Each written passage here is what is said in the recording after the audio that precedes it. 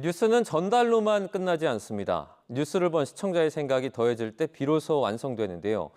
YTN을 향한 시청자의 목소리를 듣고 YTN이 답하는 이 시청자 톡톡 Y 시간입니다.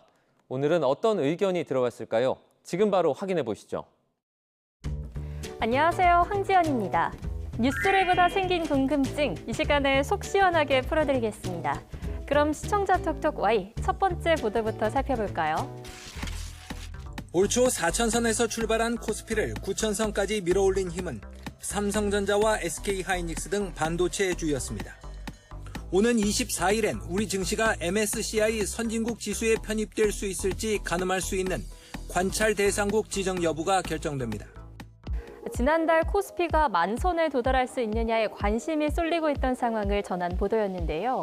보도 내용 중 MSCI 선진국 지수가 무엇이고 관찰 대상국이 되면 무엇이 달라지는지 함께 짚어줬더라면 도움이 됐겠다는 시청자 의견이 있었습니다. 최근에는 코스피가 극심한 변동성을 보이고 있는데요. 하지만 불과 지난달만 해도 코스피 지수가 9천을 돌파하며 우리나라가 MSCI 선진국 지수에 편입할 수 있느냐를 두고 관심이 뜨거웠습니다. 그렇다면 MSCI 선진국 지수가 무엇이길래 큰 주목을 받은 건지 함께 알아볼까요? MSCI 선진국 지수는 세계 여러 나라의 금융 정보를 분석하는 미국 회사 모건 스탠리 캐피털 인터내셔널이 제공하는 글로벌 주가 지수입니다. 경제 수준이 높은 나라의 대표 기업 주식을 모아 만든 것으로 전 세계 투자자들이 어느 나라 주식시장에 투자할지를 판단하는 데 중요한 기준으로 쓰이는데요. MSCI 선진국 지수에 편입된 국가는 명실상부한 선진 주식시장으로 인정받는다는 거죠. 글로벌 펀드들이 이 지수를 참고해 투자하기 때문에 MSCI 선진국 지수에 편입이 되면 글로벌 자금 유입액도 훨씬 많아진다고 합니다. MSCI는 전 세계 주식시장을 시장의 규모와 거래 편의성, 외국인 투자 여건 등에 따라 선진시장, 신흥시장, 프론티어 시장, 독립시장으로 나뉘는데요. 그 각 시장에 속한 나라와 기업의 주가 흐름을 보여주는 지수를 따로 만들어 운영하고 있습니다. 여기서 선진시장에는 미국, 일본, 영국 등 23개국이 있고요. 우리나라는 중국, 인도 등과 함께 신흥시장으로 분류돼 있습니다.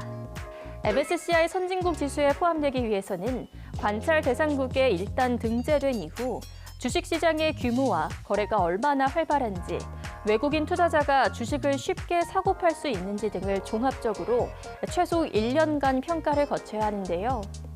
우리나라가 관찰 대상국에 이름을 올린 2008년 이후 MSCI는 원화 환전의 어려움과 거래소 데이터 활용 제한 등을 이유로 선진국 지수 승격을 보류했습니다.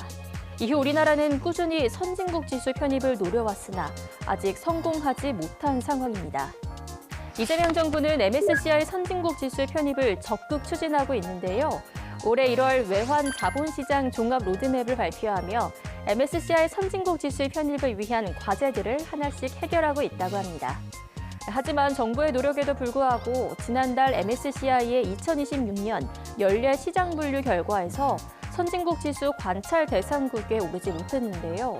정부의 노력이 빛을 발할 수 있을지 앞으로 지켜봐야겠네요.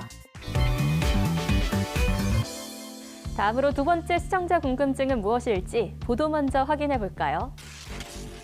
푸른 바닷속에서 거대한 몸집의 상어 한 마리가 유유히 헤엄칩니다.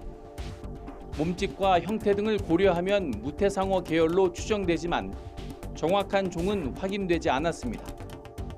최근 3년간 해경이 공식 확인한 제주해상의 상어 출몰 사례는 모두 14건입니다. 제주와 동해안을 중심으로 대형 상어 출현이 잇따르고 있다는 소식을 전한 보도였는데요.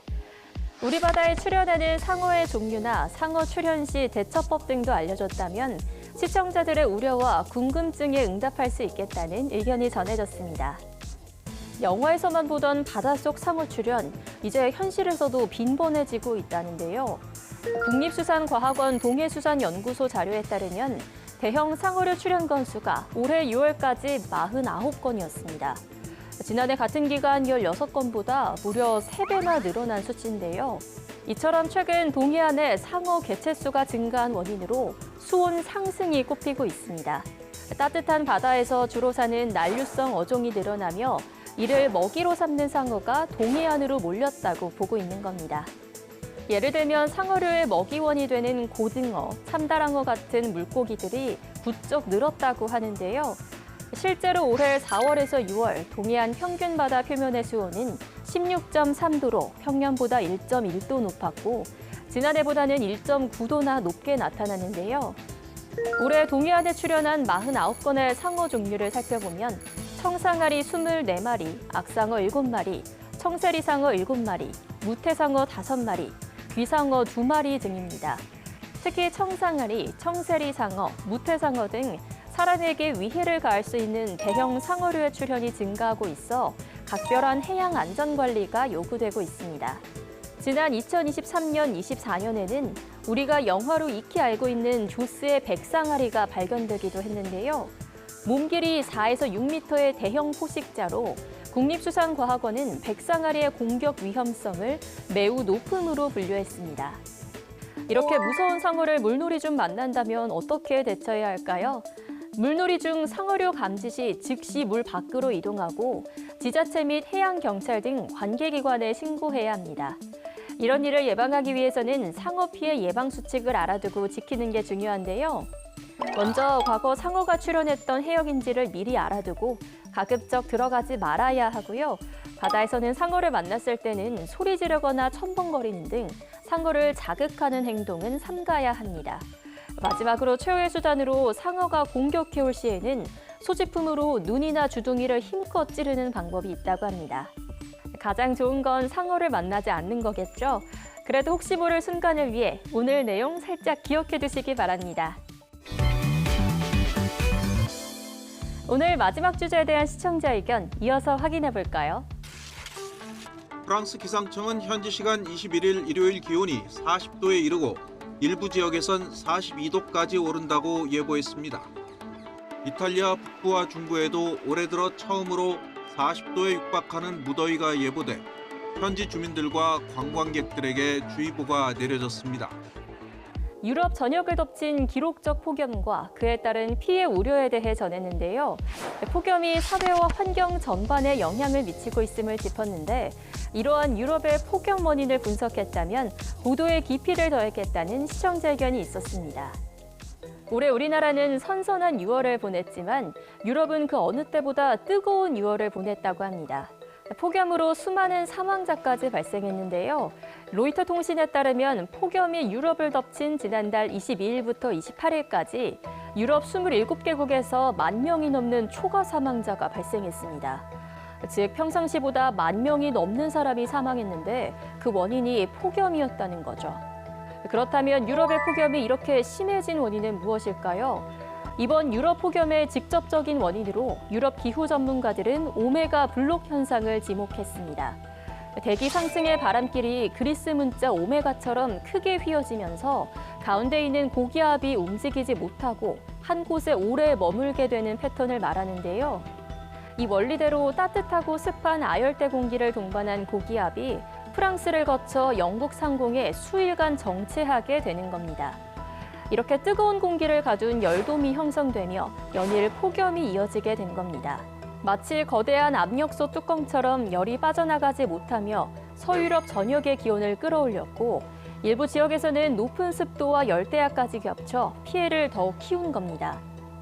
이렇게 기온이 오를수록 대기가 머금을 수 있는 수증기의 양도 늘어나는데요. 보통 기온이 1도 상승할 때마다 대기가 머금을 수 있는 최대 수증기량은 약 7% 증가한다고 합니다. 공기 중 수증기가 많아지면 밤에도 기온이 쉽게 떨어지지 않는 열대야를 심화시키게 되는데요. 또 이렇게 높아진 습도는 땀 증발까지 막으면서 우리 몸의 체온을 낮추기도 어렵게 만든다고 합니다. 여러분이 남겨주신 궁금증 오늘도 속 시원히 풀리셨을까요? 다음 시간 알찬 내용으로 찾아오겠습니다. 그럼 다음 주에 만나요.